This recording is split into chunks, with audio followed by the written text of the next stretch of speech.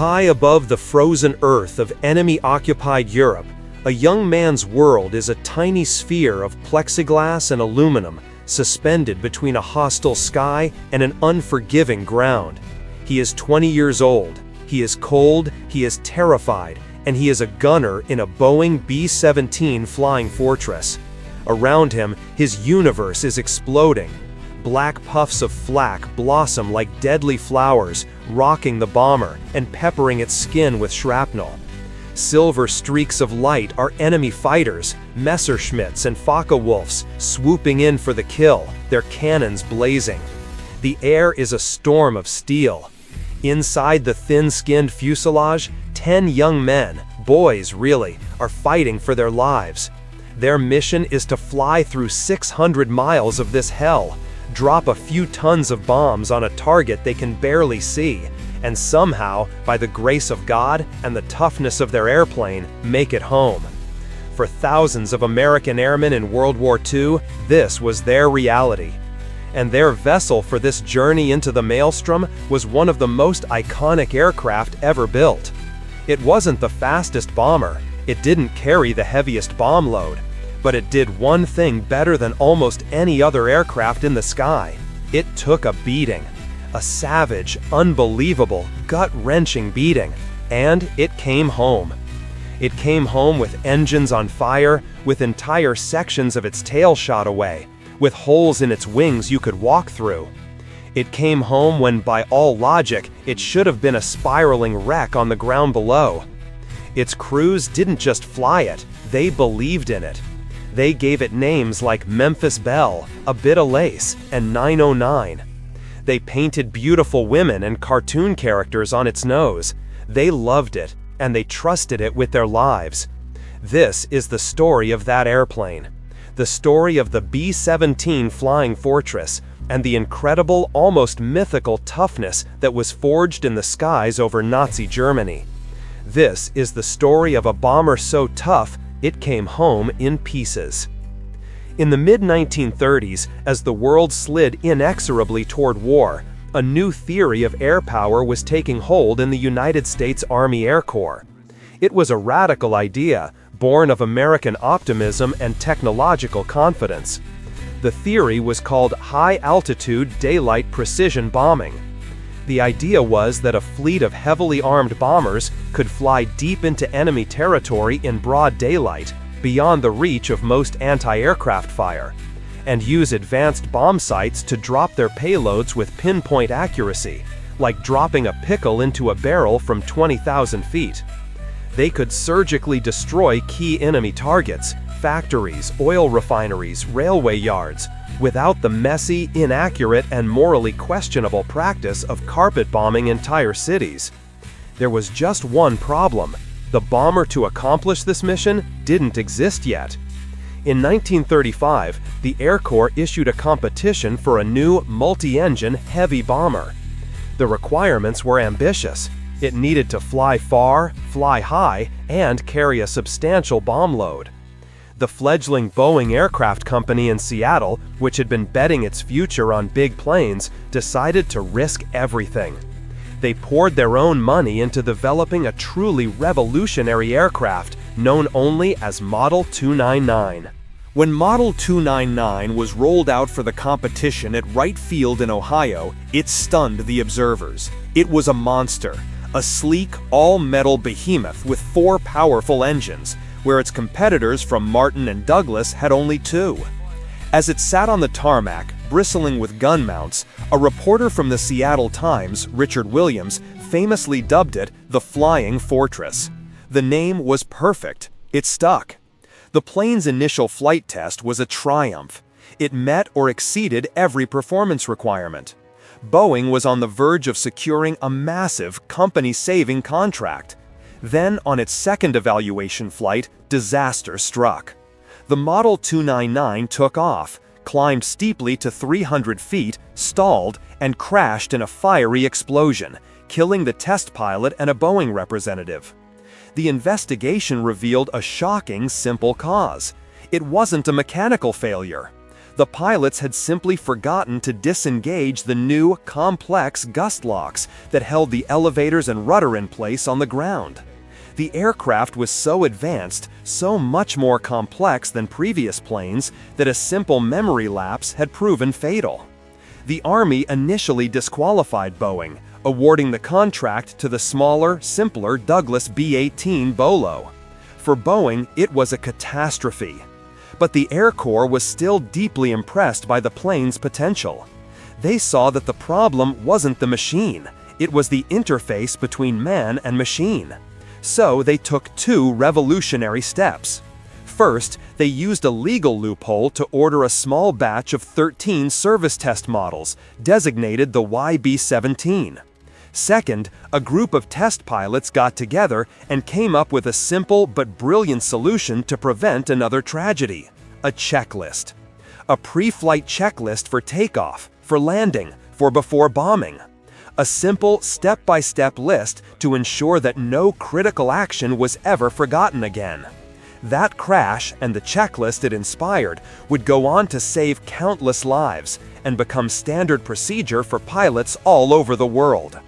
The Flying Fortress had already taught its first brutal lesson. The price of complexity is vigilance. The early models were refined and improved. The B-17B, C, and D models saw limited action in the early days of the Pacific War, but it was in the hostile skies of Europe that the legend would truly be forged. The model that would become the definitive Flying Fortress was the B-17G. It was this version, with its iconic chin turret, that would bear the brunt of the air war against Germany. What made the B-17 so tough? Why did crews survive in this plane when others would have been obliterated? The answer lies in a design philosophy of brute force redundancy and over-engineering. Let's take a walk through the fortress at 25,000 feet. The outside air temperature is 50 degrees below zero. You are breathing canned oxygen through a rubber mask that freezes to your face. You are wearing electronically heated flight suits that often short out, leaving you to freeze in one part of your body while being burned in another. The noise from the 4 Wright Cyclone engines is a deafening, bone-rattling roar that never stops. Up front, in the plexiglass nose, sit the navigator and the bombardier. This is the office. The navigator guides the bomber group across hundreds of miles of hostile territory, often with nothing but a map, a compass, and celestial readings. The bombardier is the man with the golden hands. His job is to stare through the eyepiece of the legendary, top-secret Norden bomb sight, a complex mechanical computer that, in theory, would allow him to drop a bomb into that pickle barrel. On the bomb run, a terrifyingly straight and level flight path that could last for several minutes, he is actually flying the plane through the bomb site, making minute adjustments. He is utterly exposed in his glass bubble, a prime target for enemy fighters.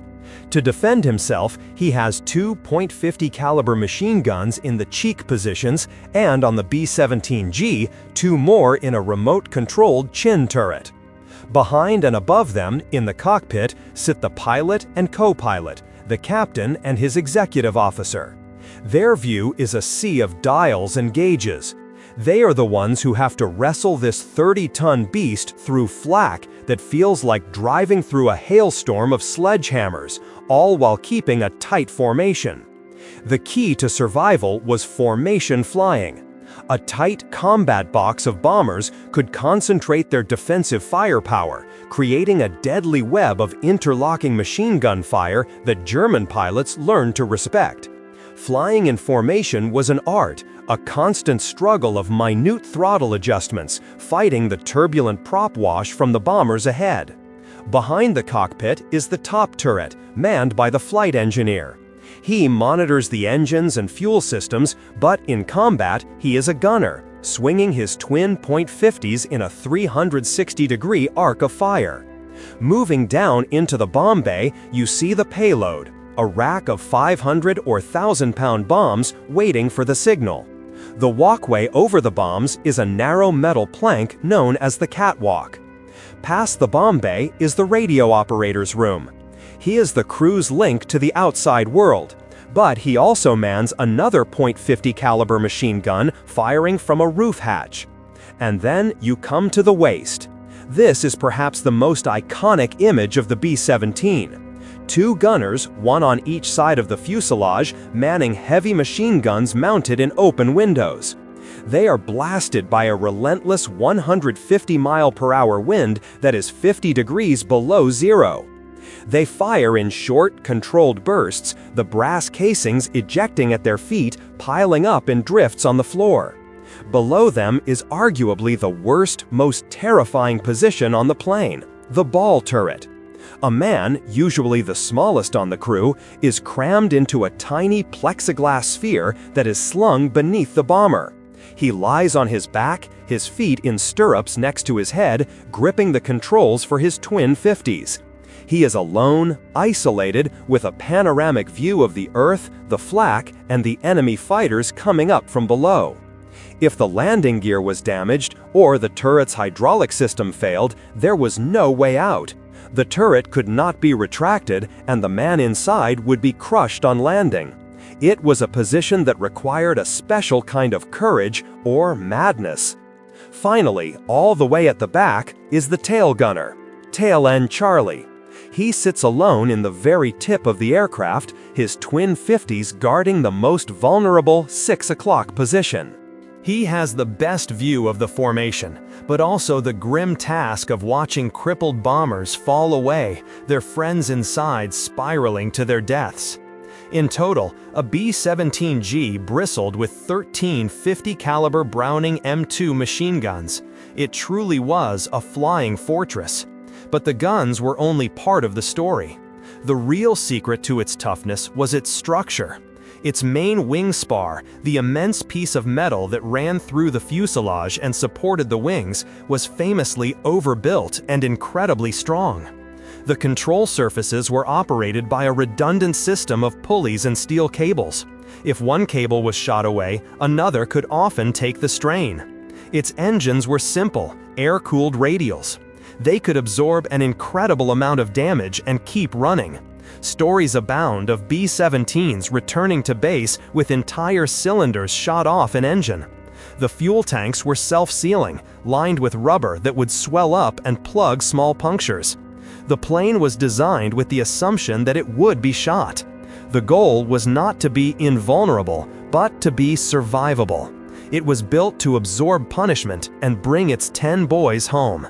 And in the brutal, bloody skies of 1943, that philosophy would be tested to its absolute limit. When the American 8th Air Force began its daylight bombing campaign from bases in England in late 1942, they did so with a confidence bordering on arrogance. They believed their tightly packed combat boxes of B-17s had enough defensive firepower to fight their way to any target in Germany and back without fighter escort. They were tragically wrong. The German Luftwaffe was a skilled, battle-hardened enemy. Their pilots, flying the formidable Messerschmitt Bf-109 and the heavily armed Focke-Wulf F-190, quickly learned that the B-17's weakest point was its nose. They developed a terrifying tactic of head-on attacks. A squadron of FW-190s would fly several miles ahead of the bomber stream, turn, and come screaming back at the formation from 12 o'clock high. For the bombardiers and navigators in their glass noses, it was a nightmare. They were flying straight into a wall of 20mm cannon fire. The closing speed of the two aircraft was over 500 miles per hour, giving the B-17 gunners only a split second to fire. The result was carnage. Cockpits would explode, bombers would disintegrate in mid-air. The year 1943 became a horrific war of attrition. The missions grew longer, the targets deeper in Germany, and the losses mounted. The names of the targets became synonymous with sacrifice: Bremen, Kiel, Oschersleben. The average life expectancy of a bomber crewman was measured in a handful of missions.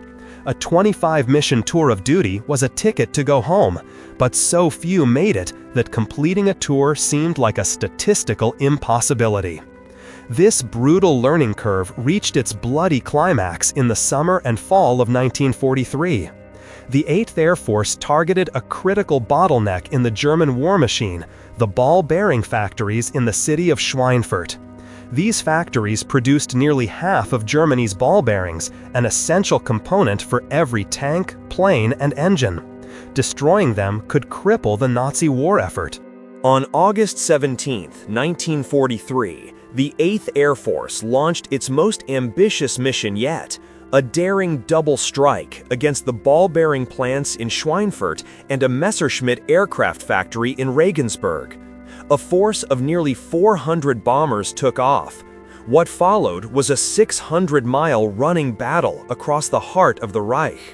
Once the bombers flew beyond the range of their escorting P-47 Thunderbolt fighters, the Luftwaffe pounced. For hours, they attacked relentlessly. They used cannons, machine guns, aerial bombs, and even rockets. The sky was filled with fire and falling metal. The intercom channels were a cacophony of gunners calling out attacks, men screaming, and the chilling silence from bombers that had suddenly vanished. The raid was a disaster. 60 bombers, 600 men were lost. That was a loss rate of nearly 15%. It was unsustainable. It was a massacre. But the 8th Air Force was not deterred. They believed they had damaged the factories and that one more blow could finish the job. On October 14, 1943, they went back to Schweinfurt. This day would go down in history as Black Thursday. This time, the Luftwaffe was even better prepared. They threw every fighter they had at the bomber stream. The B-17s flew into a perfectly orchestrated storm of destruction.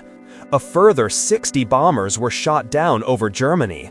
Another 17 were so badly damaged they crashed or were scrapped upon return. In total, 77 fortresses were lost. Almost 800 men were killed, captured, or wounded.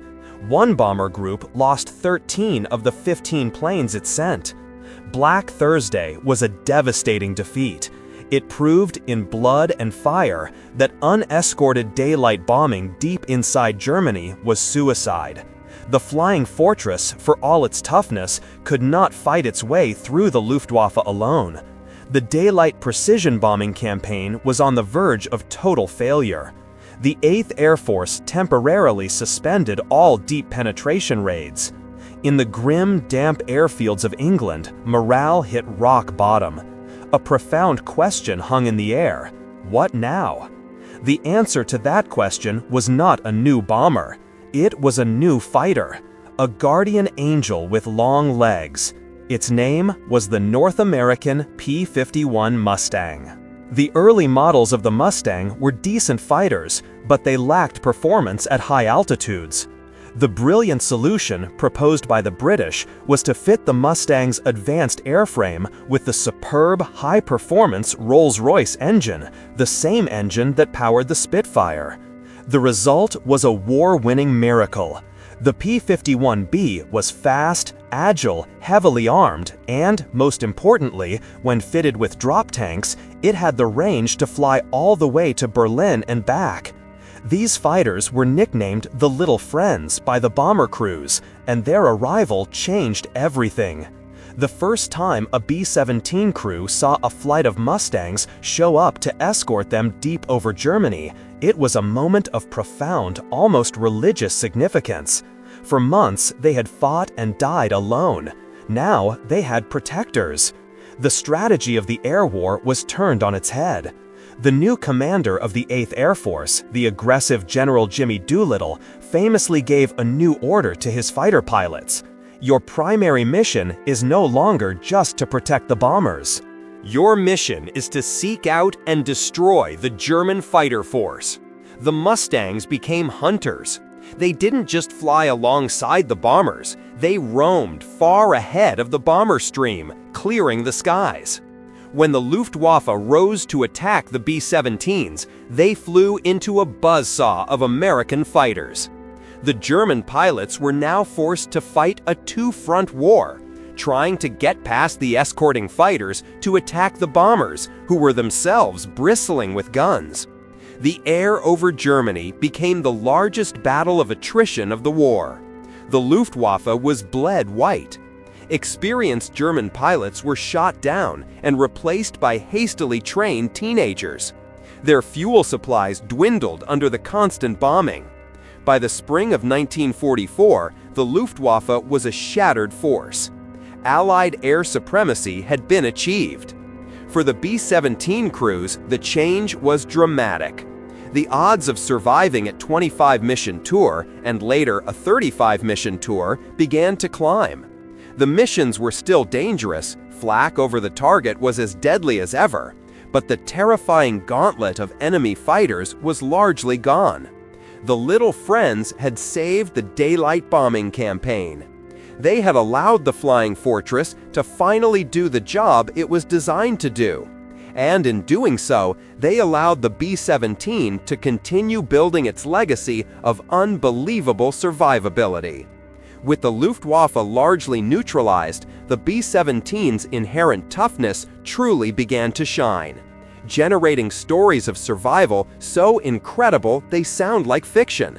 But they were fact, documented in grainy photographs and the awe-filled debriefing reports of the crews who lived them. Let's return to the story of a B-17F named All-American. Flying on a mission over Tunisia, it was part of a formation that was attacked by German fighters. After the fighter pass, the pilot of All-American realized his plane was not responding correctly. He asked his co-pilot to check the tail. The co-pilot looked back and could only stammer in disbelief. Another B-17, crippled by the fighter attack, had fallen out of formation and sliced through the rear fuselage of All-American. The collision had sheared off most of the left horizontal stabilizer and elevator, leaving a gaping wound in the bomber's tail. The two halves of the rear fuselage were held together by just a few scraps of metal and the control cables. The tail gunner was trapped, isolated from the rest of the crew. By all laws of aerodynamics, the plane should have spiraled into the ground. But the pilot, Lieutenant Kendrick Bragg, found that by carefully balancing the power of his four engines, he could maintain some semblance of control. For over an hour and a half, he and his crew flew their mangled fortress back to their base in Algeria. The landing was a terrifying prospect. No one knew if the tail would hold on. But it did. The plane touched down, and the 10-man crew walked away unharmed. The photograph of All-American, its tail nearly severed, became one of the most famous images of the war, a perfect testament to the B-17's legendary toughness. Then there is the almost unbelievable story of Ye Olde Pub, a B-17 piloted by Second Lieutenant Charlie Brown. On a mission to bomb a factory in Bremen in December 1943, his plane was savaged by flak and fighters. 2 engines were knocked out, the nose was shattered, the radio operator was dead, and most of the crew were wounded, including Brown himself. The bomber fell out of formation, alone and crippled over enemy territory, a death sentence. As Brown struggled to keep the plane in the air, a German Bf-109 pulled up alongside. The pilot was one of Germany's top aces, Franz Stigler. He had been rearming on the ground when he saw the lone, battered B-17. This would be an easy kill, the one he needed to earn Germany's highest award, the Knight's Cross. But as he got closer, he saw the true state of the bomber. He could see the dead and wounded crewmen through the massive holes in the fuselage. The tail gunner was slumped over his guns, lifeless. Stigler, an old-school pilot who lived by a code of honor, couldn't bring himself to shoot. He later said, "To me, it was just like they were in a parachute. I couldn't shoot them down." Instead, he did something extraordinary. He flew his fighter in formation with the B-17, stationing himself on the bomber's wing. He was hoping to intimidate German flak crews on the ground, to make them think the bomber had been captured and was being escorted. He escorted the crippled fortress all the way to the North Sea coast. Once they were over the water, Stigler gave a salute to the stunned American pilot, peeled his fighter away, and returned to Germany. Charlie Brown, against all odds, managed to fly his shattered plane back to England and land it. He told his superiors what had happened, but was ordered to keep it quiet. Decades later, after an extensive search, an elderly Charlie Brown finally found Franz Stigler in Canada. The two former enemies became the closest of friends until their deaths. It was a story of chivalry and humanity in the heart of the inferno, made possible by a bomber that simply refused to die. The stories are endless. A B-17 named Terrible Termite had its nose completely blown off by a direct flak hit, killing the navigator and bombardier. The sub-zero wind howled through the entire plane, yet the pilot flew it back to England. Another, named Eager Beaver, took a direct hit from a bomb dropped by a plane above it, crushing its cockpit and killing the pilot. The co-pilot, miraculously unhurt, managed to regain control and land the plane. A fortress nicknamed Little Tush was hit by a falling bomb that sliced its horizontal stabilizer completely in half, yet it made it home. These weren't isolated incidents. They happened again and again. The B-17 became a legend not just for the punishment it could dish out, but for the unbelievable punishment it could take. It was a machine with a soul, a stubborn, indomitable will to survive that mirrored the spirit of the young men who flew it. By 1945, the skies over Germany belonged to the Allies. Fleets of 1,000 or more B-17s could roam at will, systematically dismantling the Third Reich's industrial capacity. In total, Boeing and other manufacturers built 12,731 flying fortresses. They flew over 250,000 sorties over Europe and dropped more than 640,000 tons of bombs. But the B-17's greatest strategic contribution was not the factories it destroyed. It was the enemy it forced into the sky. The daylight bombing campaign compelled the Luftwaffe to rise and fight day after day. It drew the German fighter force into a meat-grinder battle of attrition against the combined firepower of the bombers and their little friends. By D-Day in June 1944, the Luftwaffe was so decimated that it was almost a non-factor over the Normandy beaches. The B-17, by its very presence, was the bait that broke the back of German air power, a critical prerequisite for the successful invasion of Europe. But this victory came at a staggering, almost incomprehensible cost. The American 8th Air Force suffered more than 47,000 casualties, including over 26,000 dead. That is more combat deaths than the entire United States Marine Corps suffered in all of World War II. The air war over Europe was America's deadliest campaign. For every story of a crew that made it home, there are countless others that ended in a fiery plunge into a German field. Today, only a handful of B-17s remain in flying condition. They are museum pieces, living relics from a bygone era. To see one is to be struck by its size, its grace, and its history. But to truly understand the flying fortress, you must look past the polished aluminum and the roaring engines. You must see it as the 10 young men inside saw it. It was their office, their battlefield, and their sanctuary. It was the vessel that carried them to the edge of death, and, more often than they had any right to expect, brought them back. The B-17 was more than an airplane. It was a symbol of the generation that built it, flew it, and died in it. A generation that was tough, resilient, practical, and utterly determined to do a job no matter how terrible the cost. The legend of the B-17 is not just about a machine that could come home in pieces. It's about the young men who, piece by piece, mission by mission, victory by victory, took apart an empire of evil from 5 miles up and, in doing so, saved the world.